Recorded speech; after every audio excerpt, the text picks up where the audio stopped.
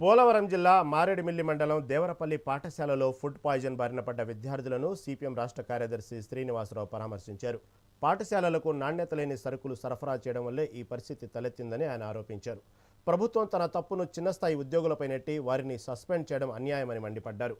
వసతి గృహాల్లో కనీస మౌలిక సదుపాయాలు లేవని, రక్షణ గోడ కూడా లేకపోవడం దారుణమన్నారు. ఈ ఘటనపై తక్షణమే నిపుణులు, విద్యార్థుల తల్లిదండ్రులతో కూడిన కమిటీ వేసి విచారణ జరిపించాలని డిమాండ్ చేశారు. దేవరపల్లి ఆశ్రమ పాఠశాలలో పాయిజనింగ్ అయ్యి దాదాపు 92 మంది విద్యార్థులు హాస్పిటల్ పాలై ఈ రోజు వివిధ ఆసుపత్రుల్లో చికిత్స పొందుతున్నారు. దాదాపు అందరూ కూడా మళ్ళా స్కూల్ కి మేము దేవరపల్లి స్కూల్ ను కూడా విజిట్ చేసాం. పిఓ గారు, డిడి గారు వాళ్ళు కూడా ఆ టైంలో అక్కడ ఉన్నారు. మేము పేరెంట్స్ ను కూడా కలిసాము.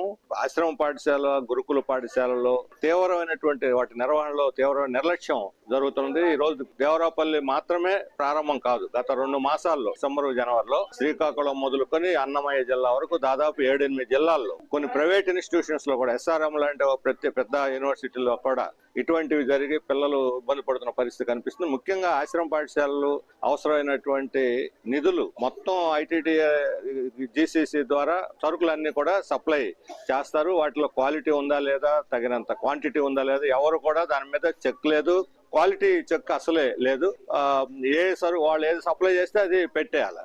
ఇంతకుముందు నిధులు ప్రత్యేకంగా మెయింటెనెన్స్ కి ఇచ్చేవాళ్ళు, ఇప్పుడు మెయింటెనెన్స్ కి పైసా కూడా ఇవ్వట్లేదు. అక్కడ చూసాము, టాయిలెట్స్ సరిగ్గా లేవు. తల్లిదండ్రులందరూ కూడా గోల పెడుతున్నారు DD తోటి.